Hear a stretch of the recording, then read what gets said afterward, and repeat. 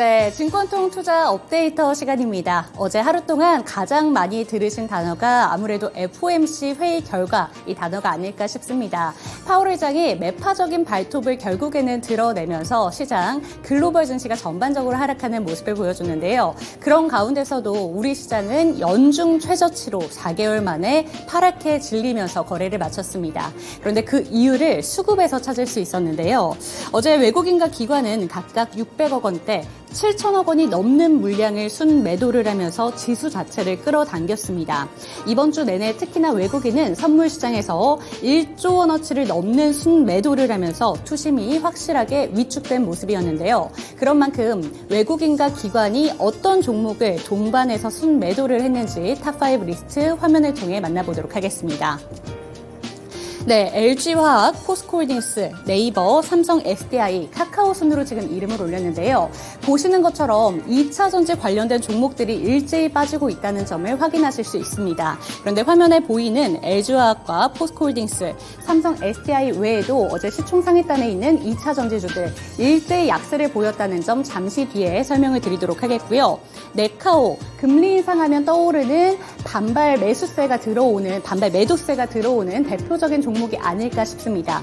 인터넷 대표주들 일제히 3%대 약세를 보였고 특히나 카카오 같은 경우에는 52주 신저가를 기록한 만큼 잠시 뒤 조금 더 자세하게 뜯어보도록 하겠습니다. 그럼 먼저 2차 전지주들의 흐름 첫 번째 특징주로 분석을 해보시죠. 네, 화면에는 LG화학과 포스코홀딩스, 삼성 SDI가 이름을 올렸는데요. LG화학처럼 몸집이 큰 종목, LG화학 같은 경우에도 4%대 넘는 하락률을 보이면서 52만 5천 원에 거래를 마쳤습니다. LG화학 같은 경우에는 정말 연중 최저치로 내려오면서 이렇게 낙폭이 클 수도 있을까라는 생각이 들었던 하루였는데요. 거기에다가 포스코홀딩스도 2%대 약세를 보였고 포스코홀딩스 외에도 포스코그룹주 일제히 하락하는 모습이 나타났습니다. 뿐만 아니라 삼성 SDI도 4%대 약세를 보였는데 수급의 힘도 어제는 2차 전지 종목들 일제히 받을 수 없었다라는 점을 짚어드려야겠습니다. 큰 손들이 2차 전지 관련 종목들 시총 상위단에 있는 모든 종목들에 대해서 매도로 돌아섰다는 점 확인을 하시면서 2차 전지 관련 종목들의 흐름이 앞으로 어떻게 이어지게 될지 궁금해하실 것 같은데요. 제가 바로 어제 이 자리에서 전문가들이 2차 전지주들의 흐름이 당분간은 오랜 기간 동안 상승하지는 않을 것 같다라는 말씀을 전해드린 바 있습니다. 그렇기 때문에 앞으로도 2차 전지 관련 종목들 금리 인상에 어떤 영향을 받을 수 있게 될지 그 점까지 체크가 필요해 보입니다. 네, 넘어가서 네카오의 흐름도 함께 짚어드리도록 하겠습니다. 네, 네이버는 3.45% 하락을 하면서 21만 원의 종가를 형성했고요. 카카오는 52주 신저가를 기록을 했습니다. 3.08% 하락으로 45,650원의 거래를 마쳤는데요. 금리 인상이라는 키워드가 시장에서 떠오를 때 우려감이 더해지는 쪽이 바로 이 성장주, 인터넷 대표주다 이렇게 보실 수가 있습니다. 그런데 수급의 힘을 보더라도 그 힘이 상당히 약했는데요. 네이버는 4거래일 연속으로 순매도 행진이 이어졌고 카카오도 3거래일 동반 순매도세가 나타났다는 점 확인을 하시면 되겠습니다. 네, 이번에는 코스닥 시장에서 함께 거래대금 리스트 함께 체크를 해보시죠. 네, 에코프로, 비츠로테크, 셀바스 헬스케어, 다원시스, 알테오젠 순으로 코스닥 거래대금 탑5 리스트에 이름을 올렸는데요. 지금 이 리스트만 보면 코스닥 시장이 어제 2.5%대 약세를 보였다는 점이 믿기지 않을 정도로 지금 탑5 리스트에 이름을 올린 모든 종목들은 일제히 상승하면서 거래를 마쳤습니다. 특히나 비츠로테크, 셀바스 헬스케어 같은 경우에는 20%가 넘는 상승률을 보여주면서 급등하는 모습이 나타났는데요. 에코프로 같은 경우에는 어제 거의 유일하게 살아남았던 2차 전지 관련 종목이라고도 보실 수가 있습니다. 에코프로는 전문가들이 이렇게 얘기를 하고 있는데요. 황제주의 자리를 내놓으면서 조정을 먼저 받았다. 그리고 빠르게 받았기 때문에 에코프로는 어제 약한 시장 상황 속에서도 비교적 선방하는 모습을 보였다라고 이야기를 하고 있습니다. 하지만 아직까지 황제주의 자리로 다시 한번 가기에는 시간이 조금 걸려 보인다는 점 확인을 하시면 되겠습니다. 네, 그러면 이제 비츠로테크와 다원시스 잠시 뒤에 먼저 살펴보도록 할게요. 비츠로테크와 다원시스가 상승한 이유부터 설명을 드리도록 하겠습니다. 중입자 테마 관련 종목인데요. 최근에 이 중입자 테마 관련 종목들 일제히 급등하는 모습을 확인하실 수가 있습니다.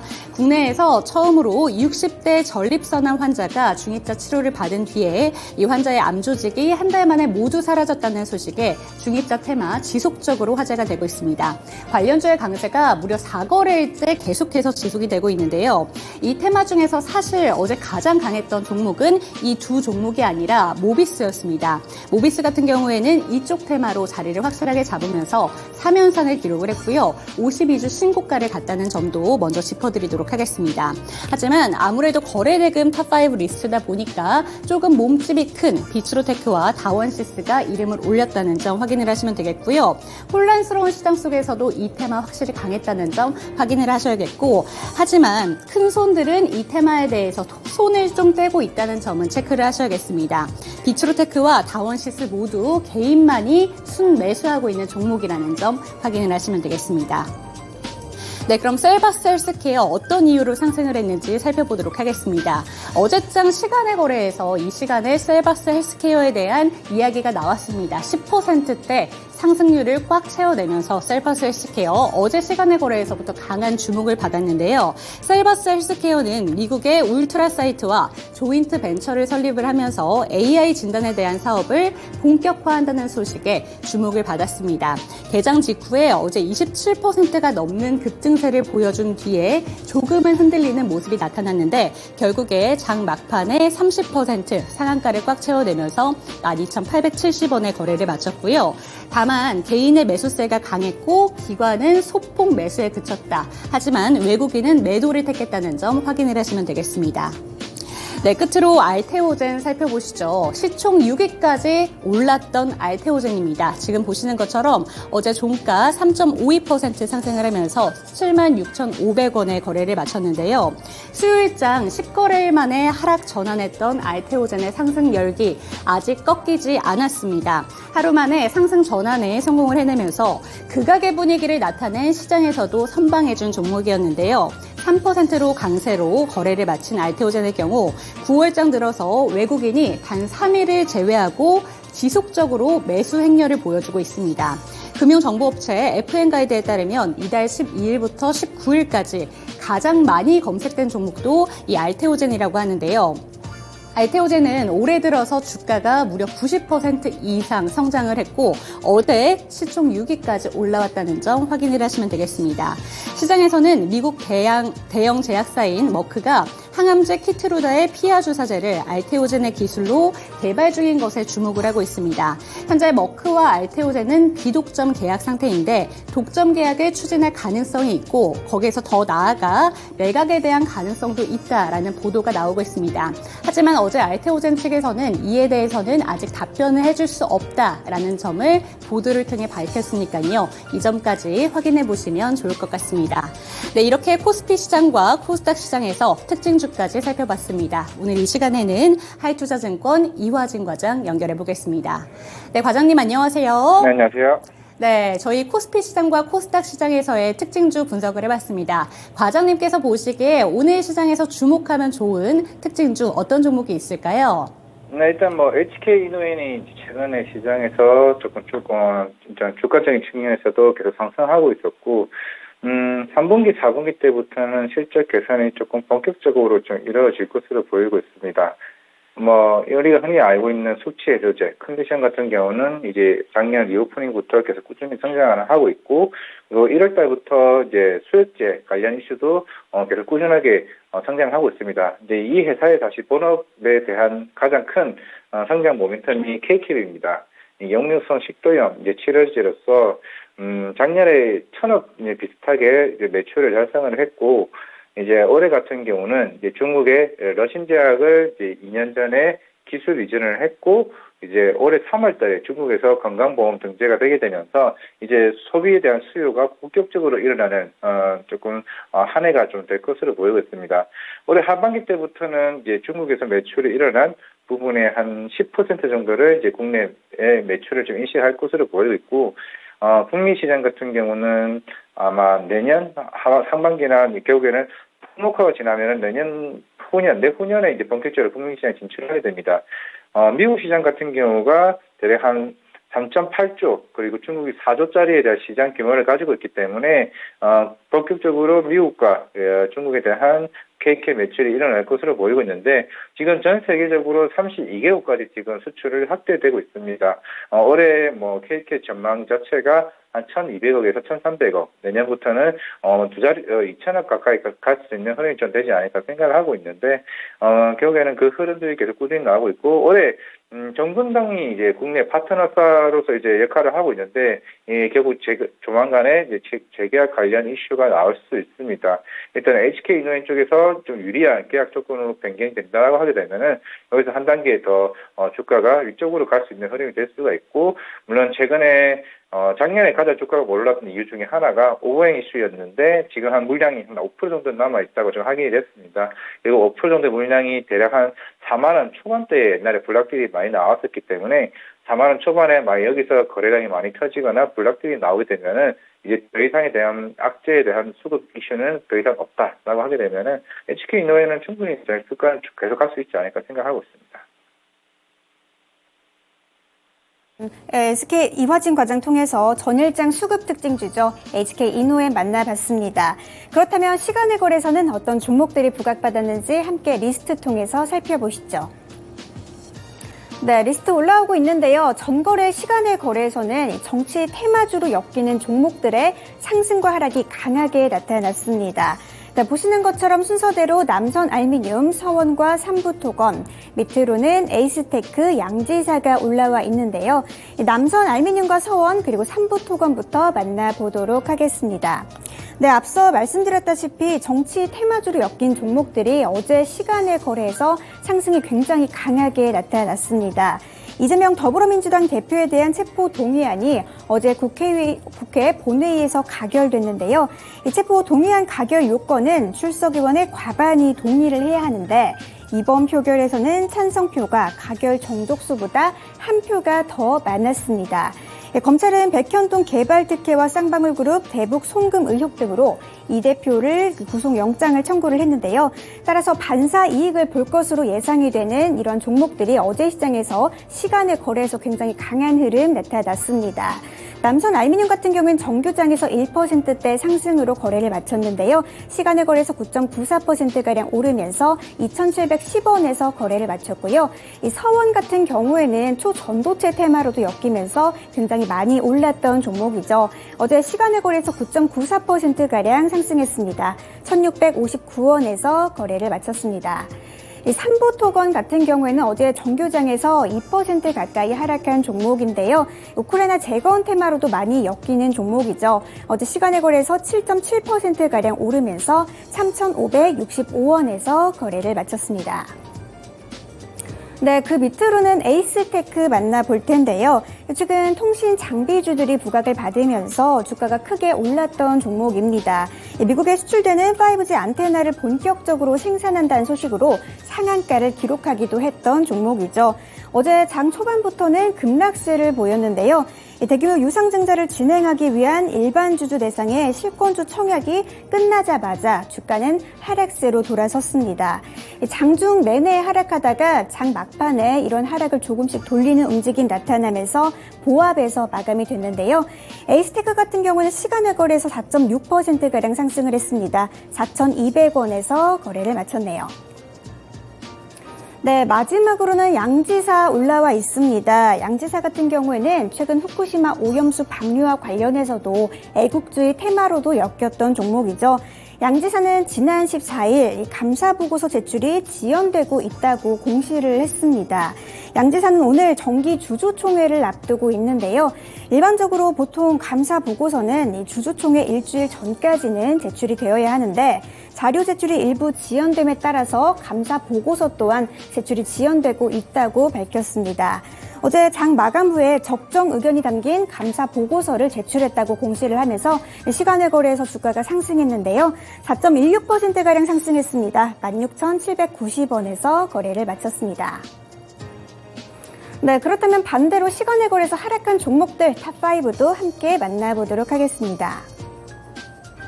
네, 일단 보시는 것처럼 두 그룹주가 눈에 띄는 모습인데요. 일단 차례대로 보시면 위메이드 플레이, 그리고 위메이드 맥스, 밑으로는 STX 그린 로지스, 위메이드 순서대로 올라와 있습니다. 일단 위메이드 그룹주 3형제 어제 정규장에서 모두 급등을 했습니다.